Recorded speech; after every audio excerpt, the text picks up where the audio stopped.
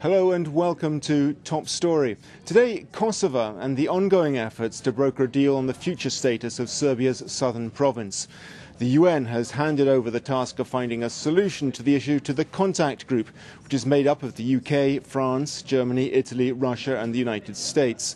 The ethnic Albanians, who make up more than 90% of Kosovo's population, want the adoption of the plan proposed by UN envoy Marti Ahtisaari, which favours internationally supervised independence for the province. That, though, has been rejected by Serbia and by Russia, which holds a veto in the UN Security Council.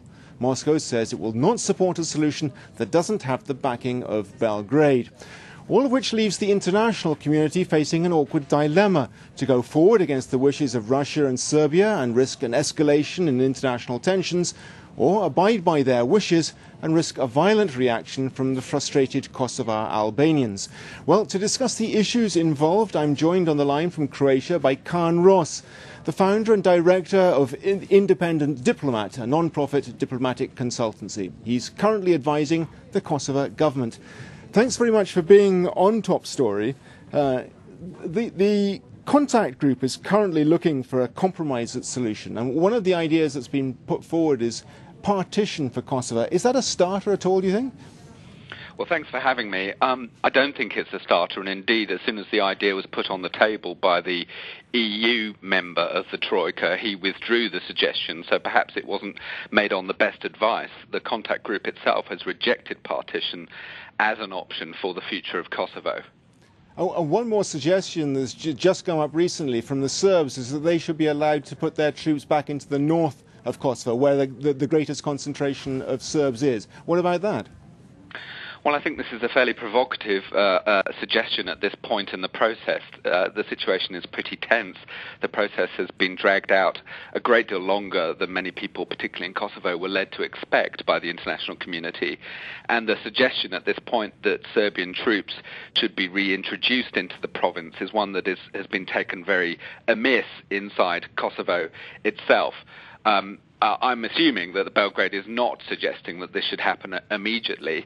However, there have not been Serbian troops in Kosovo since 1999, and the idea that we can return to the situation of 1999 is a very, very worrying one for people in Kosovo itself. As you say, the first time such an idea has been put forward since 1999, and very clearly from the Albanian point of view, a very provocative suggestion as well. Why then do you think the Serbs are making this suggestion now? I think they're playing chess. I don't think it's, frankly, a serious suggestion. I think Belgrade politicians are playing to the gallery in Serbia itself, as they have done throughout this process. There is a paradox in Belgrade, which is that privately, politicians, commentators, everybody reasonable and sensible realizes that Kosovo is going to be independent. But the trouble is nobody publicly can admit this. And so we have this rather strange rhetoric emanating from Belgrade, which suggests that they can hold on to Kosovo as a sovereign part of Serbia, when this idea, frankly, is totally unrealistic. That's just not going to happen. History cannot be rewound to the pre-1999 situation. Might they be playing, do you think, for autonomy at least, for the Serbs in the northern part of Kosovo? It's possible. I don't know that that's what they're suggesting, but if that's the case, that again is a slightly odd idea, because the Serbs are not primarily concentrated in the north of Kosovo. They're spread all over Kosovo, in every one, I think, except one of the 32 municipalities of Kosovo. There are enclave Serb concentrations. So if you're going to say we will separate the north in some autonomous state from the rest of Kosovo, you're basically abandoning those Serbs in the other parts of Kosovo. This is a rather strange suggestion, and I don't think one that fits with the ideal of protection of minorities that everyone, including the Kosovo government and every party involved in this process, claim that they aspire to. The EU in particular seems to be playing a sort of carrot and stick game with the Serbs, reminding them what they have to gain if they accept the loss of Kosovo, but it doesn't seem to be working very well. No, I think you're right. This has always been the strategy to offer Serbia accelerated or a smoother path to transition to accession of the to the European Union, to the various goodies that the European Union has to offer. That is the carrot, and that was supposed to persuade Serbia to take a more flexible approach to the Kosovo process, ideally through the Ahtisaari process, where Marti Ahtisaari, the UN mediator, convened talks between Serbia and Kosovo over the last year or two, and that has not worked.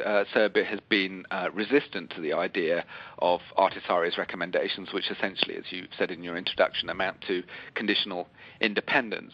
And Serbia is currently digging its heels in, and the persuasion tactics of the EU don't seem to be working. However, we'll see what this further round of the diplomatic track achieves over the next couple of months.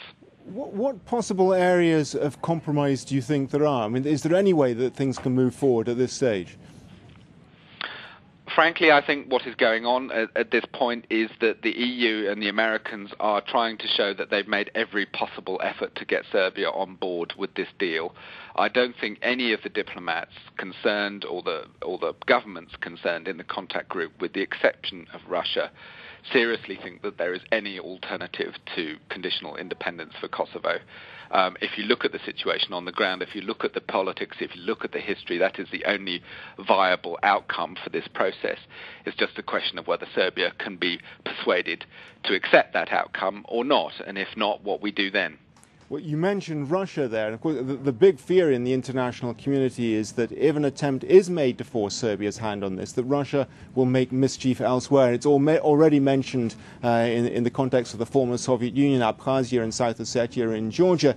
There is the potential that Russia will exploit this. I think that's right. The Russian blockage in the Security Council came as something of a nasty surprise to our other members of the contact group, the US and the Europeans. They had hoped that Russia would eventually acquiesce in the Ahtisaari recommendations, but they too dug their heels in and said, we will block any Security Council resolution endorsing this decision. And that alone is difficult for the contact group and indeed for regional diplomacy to cope with.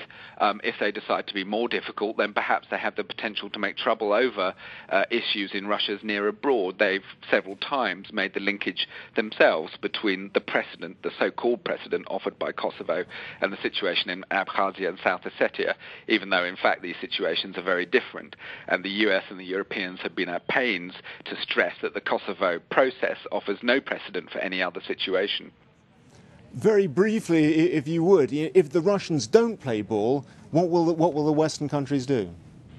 They don't like to talk about that very much because it's not a very attractive option for anybody, least of all the Kosovars. The Kosovars have been led to believe that they would have a UN process and then a smooth and calm endorsement by the UN Security Council. I'm going to have to interrupt you there. That's all we have time for today. Thanks to Khan Ross in Croatia. Join us again tomorrow for another edition of Top Story. Goodbye.